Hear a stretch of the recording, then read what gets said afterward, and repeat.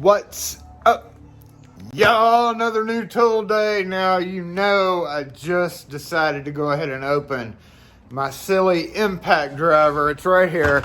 Got it in here. Hadn't really found a use for it yet. Been using the small drill, hammer drill for pretty much everything. Hadn't had to put in any big locks yet, so I don't know about the 2 1/8 inch or the heavier duty stuff for it. But as with any impact driver, you need impact things. And I completely blame Locks New York Jay for this. He showed me a picture of this guy on Twitter, and I was like, ooh, a new hand screwdriver that's impact rated that can be used with one of these silly guys. And I might add, this is sockets. So 1/4 inch, 5/16, 11/32, 3/8, 7/16, 1/2 inch. Literally, almost the only reason that a locksmith is going to need the sockets part is because of dumbass contract. I mean, it's because of people who are idiots. What I'm trying to say is for the dumbass, locks really don't use hex head sheet metal fasteners. So the only time that as a locksmith you're probably going to run across that is when somebody has used sheet metal screws with a hex cap head to put in. Most commonly, I see it on panic devices. I see it on panic device strikes, several other things, but you do run across them every so often. As far as actual locksmith world, no, almost no actual lock products have screws where you would need this. So almost invariably what happens is you walk in with your tool bag, right? And you walk in the business and you're like, I gotta take this panic bar off so that I can get to the rim cylinder that's on the Tariki.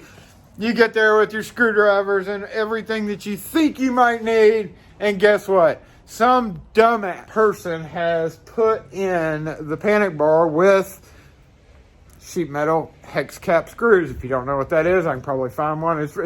It's actually probably going to be pretty hard for me to. Well, no, electrical. That's where this crap is. So like somewhere in here. Oh, not those.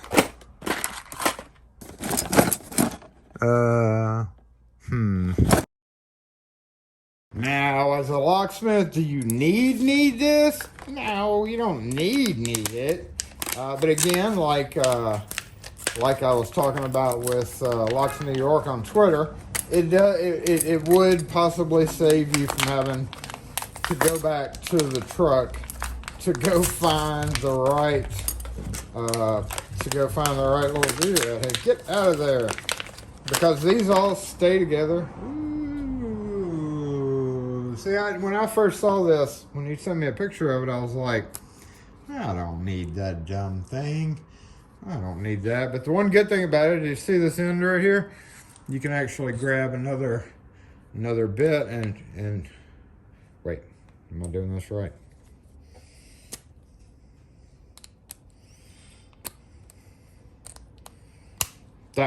So, ooh, super long. So there you go. You can use just regular bits with it. Pretty neat little toy. Wait, does this need to go all the way down, just like this? I don't know how this guy works, but we are gonna figure it out together. Okay, that's for, according to this. Let's flip this back over and see how it works. So if you want to use the 1/4 inch bit holder in the deep position, you'd put a 1/4 inch nut driver, shallow position, 5/16 nut driver. So this is shallow. We need it to be deep.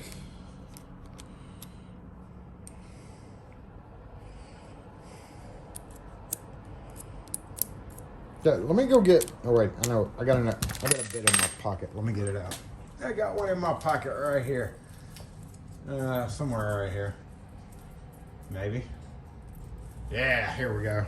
Okay, let's try a little bitty bit. Ah, that fits much better than this guy did.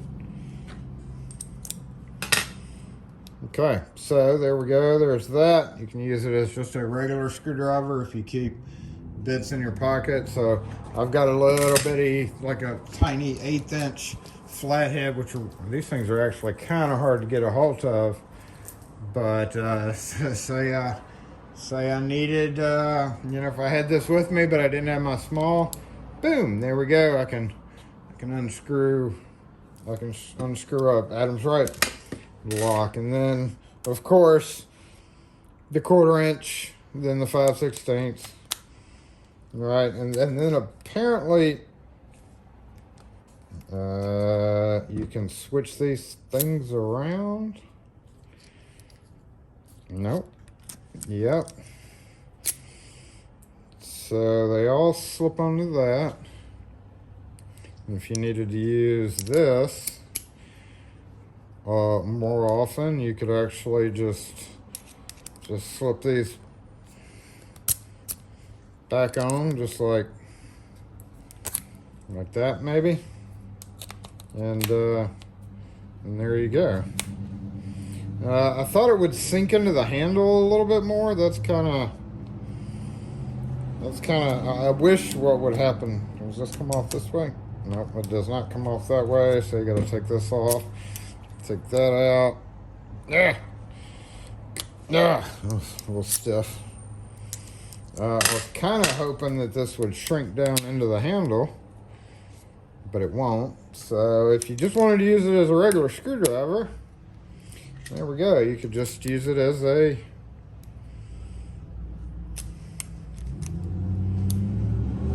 okay, so there's 2 positions there. It's even got a little mark. So that would be for that, right? But then if you push in, it's for just a regular hex head screw. Interesting. So if you were pushing in, it shouldn't push down further. Yeah, interesting little guy. I mean, again, not much use for it, and again, the only use that you might run across where you need something like this is in the case of a bad install. Whoa, right on my glass counter. Sorry, King Street. Boom, boom, okay, and then boom, boom, just like that. And then we can just boom, boom, just like that. And then if we wanted to leave it out, we could go to that notch and put our bit in. And of course, with the ridiculous impact gun.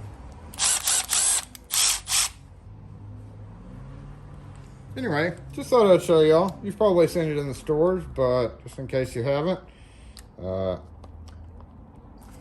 still don't know how to work this right, y'all. Oh yeah, pull the other way. So interesting little gadget. Thank you. I guess Jay, this is payback for him because I post tools all the time, and he's like, "Dang it, Jason, why are you making me go buy all this crap?" I'm not doing that, but he made me buy this. It's all his fault. So, yep, the Klein 7-in-1, kind of weirdo, you know. I don't know about keeping that in the pocket. I guess since it's, I mean, yeah, it fits in the back pocket okay. It's got that big old kind of monster shaft on it. Let's go try something real quick. We're gonna try to see how it gets around a doorknob with and without. With and without.